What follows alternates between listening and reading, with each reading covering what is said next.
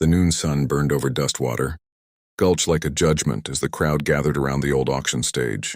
Men shifting with unease, boots grinding in the dirt, every one of them pretending they weren't ashamed of what they had come to witness, yet unable to leave because curiosity, dark and heavy, kept their feet planted. And on that platform stood the woman they called Star of the River, wrists bound, loosely in front of her, shoulders straight despite the weight of humiliation they tried to press on her, her long black hair pulling the sunlight like strands of obsidian, her beaded buckskin clothing tattered from travel but still dignified, still shimmering with the identity her captors could never strip away. And the murmurs from the men below rose like flies around Carrion. They're offering her half price. Too dangerous. No man's fool. Enough. The auctioneer, sweat shining on his brow, tried to sound confident as he shouted her worth. But every word quivered because the truth was known. No one dared bid. Not on a woman from a tribe that feared no border. A woman whose people would ride through hell itself to bring her back. And the men in town whispered of revenge, raids and painted warriors. And the cold certainty that anyone who purchased her would inherit the wrath of an entire nation. Star of the River kept her gaze down, not out of defeat but out of quiet fury, because she knew that every man there was ruled by fear, and she would rather walk through fire than be claimed by a coward. Yet just when the auctioneer's voice faltered into embarrassed silence and he muttered that she would be taken out of town at sunset if no buyer stepped forward, a shadow moved at the back of the crowd, a single cowboy, dust on his boots, hat pulled low, the kind of man no one really noticed, until he looked up and the world seemed to pause around him. He stepped between the townsfolk without pushing, simply walking as though guided by a purpose older than fear itself. And when he reached the front, he lifted his hand, not timidly, not boldly, but with calm certainty, like a man placing a final card on the table in a game already won. The crowd gasped. The auctioneer nearly dropped his ledger. Even the horses tied nearby shifted nervously, because the silence that followed was different, tense, heavy. Electric and Star of the River finally looked up at him for the first time, her eyes fierce, questioning, unwilling to be grateful, and the cowboy simply met her gaze with a steadiness that carried no ownership, no entitlement, just a strange, quiet respect. Someone in the crowd hissed, "That's suicide." Another muttered, "He's got no kin. No one'll mourn him when her tribe comes." But the cowboy didn't flinch, didn't blink, didn't breathe any faster. "Name's Brooks," he said softly, though not to her, more to the world itself, as if declaring that he was willing to be seen for the first time, and the auctioneer stammered out the acceptance, relieved to finally end the spectacle, yet uneasy because of the consequences he knew would follow. Brooks climbed the wooden steps, unhurried, unshaken, and when he reached her, he didn't touch her. He simply nodded, almost reverently, and murmured, "Let's get you out of here before this place finds a worse way to punish you." Something in his voice, something steady and unbroken, made her chest tighten with the smallest spark of hope, though she quickly extinguished it, reminding herself that freedom given by strangers was never free. But as he cut the rope around her wrists with his pocket blade and guided her off the platform, every man in town stepped back, creating a path not out of respect but fear, for legends had already begun forming in their minds. The lone cowboy who dared raise his hand when half price wasn't enough to tempt any other soul. Star of the River walked beside him, not behind, and though the entire town watched with growing dread of what vengeance might descend upon them next, Brooks only whispered one thing as they reached his horse. "I'm not here to own you, only to make sure you were not broken in front of men who fell apart long before you did." It was the first moment anyone had spoken to her without cruelty or fear since her capture, and she didn't know whether he was a fool, a savior, or both, but she knew one thing. This was not the end of her story. It was the beginning of a storm. Brooks led Star of the River out of Dustwater Gulch with the entire town staring after them, as though each man feared his own shadow might be blamed when her people came searching. And once they were beyond the last fence post, with the town shrinking behind them like a bad memory, he loosened the reins on his horse and said quietly, "You ride. I'll walk.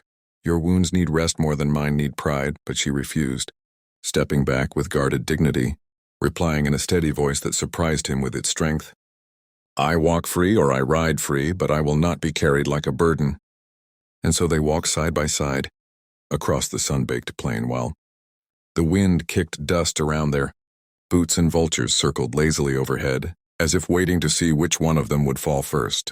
Yet despite the heat and the silence between them, something unspoken settled, an understanding fragile as a spider's thread, but real. Brooks knew he had taken a risk larger than any gunfight.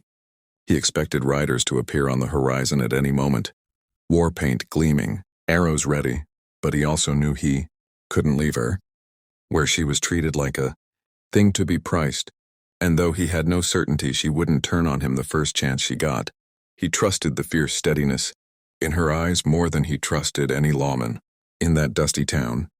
When night fell, they camped near a dry creek bed, the sky above them a sea of stars so bright it felt like the heavens were leaning close to listen. And as Brooks built a small fire, Star of the River watched him with wary curiosity, noting how he didn't look away from her or stare too long, how he carried the air of a man who had lost enough in life to treat another person's suffering with careful hands. Eventually she spoke, not out of comfort, but out of duty to the truth, and told him that she belonged to a clan known for their relentless loyalty, that they would come for her, that blood would answer blood if they believed she'd been bought as property. Brooks nodded without fear, simply answering, "Then let them find you free," and something in that answer stung her with unexpected warmth, because he wasn't protecting himself. He was planning for her future. By dawn, the distant thunder of hooves broke the fragile calm, and Star of the River stiffened at the sound, recognizing it long before Brooks did, whispering with a tremor of hope, "My people come," but moments later her expression twisted into dread because the riding formation was wrong, too tight, too controlled, too silent, not her tribe. Brooks grabbed her arm gently but firmly and pulled her toward the rocks as a band of mercenaries charged into the clearing, men hired by distant ranch lords who'd heard Dustwater was selling a valuable prize. They shouted to Brooks to hand her over, claiming they'd pay double what he spent. But Brooks simply stepped in front of her and said, "I didn't buy her, I saved her." And when the mercenaries laughed, guns half drawn, Star of the River felt something rare rise in her chest. Fear not for herself, but for him. The first shot cracked like a whip, and chaos exploded across the clearing. Brooks shoved her behind the horse's flank and returned, fire with the precision of a man who'd buried too many regrets to hesitate now. She grabbed a fallen mercenary's dagger and fought beside him with fierce, fluid grace, proving instantly that she was no helpless captive, but a storm contained in human form. When the smoke cleared, the last mercenary fled wounded into the hills, leaving the two of them breathless but alive, and Brooks, bleeding from a graze along his arm, managed a wry smile as he said, "Guess half price wasn't cheap enough for trouble." She almost smiled back, almost not out of humor but out of the realization that fate had tangled their paths far tighter than she'd expected.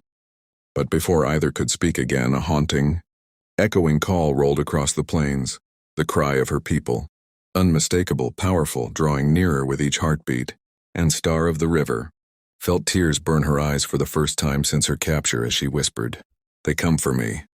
Truly this time, Brooks stepped back, lowering his gun, ready to face whatever judgment the warriors brought, whether it meant thanks or death.